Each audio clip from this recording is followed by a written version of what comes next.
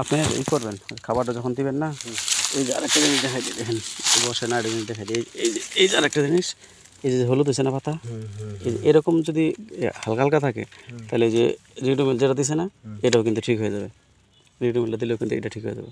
এই জন্য আপনি মনে করেন যে এখন একতারা একবার দিয়েছেন, একতারা ভার্টিম্যাক্স, আর একবার দিয়েছেন আপনার হলো প্লেনাম, কারণ প্লেনাম আর ভার্টিম্যাক্স, ঠিক আছে। আর যদি পাতায় এরকম দেখেন, হ্যাঁ, তাহলে রিডোমিল গোল্ড সাথে দিয়ে দিবেন। আর যদি পাতা এরকম ভালো থাকে তাহলে তো আপনার রিডোমিল গোল্ড দেওয়ার দরকার নেই। আর আপনার সারের ডোজটা যখন করবেন তখন আসলে এই যে মাটিটা, বড় কথা হলো যে ভাই যেটা বলে গেছি, আসলে পানি আটকিলে কি, যখন এদিক দিয়ে পানিটা আটকে আর তখনই গোড়া পচে যায়, গোড়া পেঁপে গেছে সহ্য করতে পারে না, পানি সহ্য করতে পারে না। এই জন্য আপনার এখান থেকে যখন সারের সাথে ডোজ করবেন, ডোজ করে এরকম করে রিং করে না দেওয়া, যেমন এইখানে দিলেন, শিকড়টা কিন্তু এই পর্যন্ত আসবে, এখানে আবার 1 মুঠ দিয়ে দিলেন, আবার এইখানে আর 1 মুঠ এরকম করে দিলেন, এখানে, তার মানে 4 জায়গায় 4 মুঠ করে দিয়ে দিলেন, ছিঁড়ে দেওয়ার দরকার নেই। তাহলে এখান থেকে আস্তে আস্তে শিকড়টা বড় হবে, আর মনে করেন আস্তে আস্তে গাছটা ওদের খাবারটা টেনে নেবে এটা।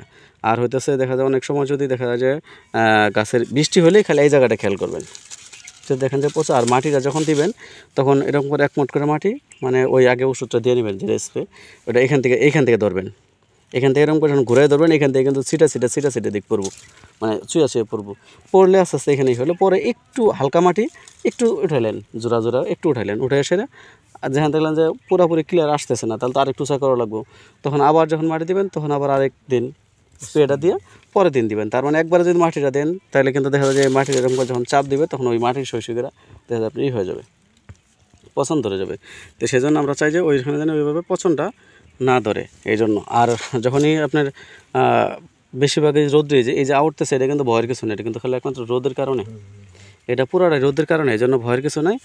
আর এই যে এরকম যদি দেখেন যে পোড়া বা ঠোসা পরে, তাহলে আপনার হচ্ছে যে ভার্টিম্যাক্সটা রিডোমিল গোল্ডটা অবশ্যই দিয়ে দেবেন। এর মধ্যে আরেকটা জিনিস কিন্তু করণীয় আছে, সেটা হচ্ছে দুপুর টাইমে কখনো দিবেন না, পানি দেন, একটু নাস্তাবেলা টাইমে দেন, কিন্তু দুপুর টাইমে কখনো কোনো বিষ বা কোনো কিছু প্রয়োগ করবেন না, কারণ দুপুর টাইমে প্রয়োগ করলে কিন্তু দেখা যায় আপনি বিপদে পড়ে যাবেন। কোনটা জানেন?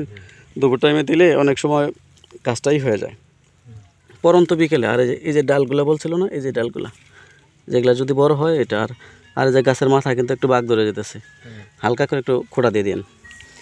হ্যাঁ, আর এই যে যদি দেখেন যে মাকড়ের আক্রান্ত হলে কি জানেন, এরকম আস্তে আস্তে কোঁকড়ে আসে, এরকম আস্তে আস্তে কোঁকড়ে আসে, তো এমনি গাছ মোটামুটি ভালো আছে। আর এই গোড়ার পাতাগুলো যখন স্প্রেটা করবেন তখন উপর থেকে তো দিবেনই, দিয়ে সেটা নিচ থেকে এভাবে ধরবেন, নিচ থেকে যখন এভাবে ধরবেন তাহলে দেখা যায় যে এদিক সহ আপনারই হয়ে গেল, এটা একটু খেয়াল রাখবেন। হ্যাঁ, আর আপনার গাছের গোড়াটা এই যে এরকম, এই যে এখানে যেরকম দেখা যাচ্ছে না, এরকম করে দিবেন, তাহলে দেখবেন ঠিক হয়ে যাবে, আল্লাহর রহমতে ঠিক হয়ে যাবে, কোনো টেনশন করার কিছু নেই ভাই।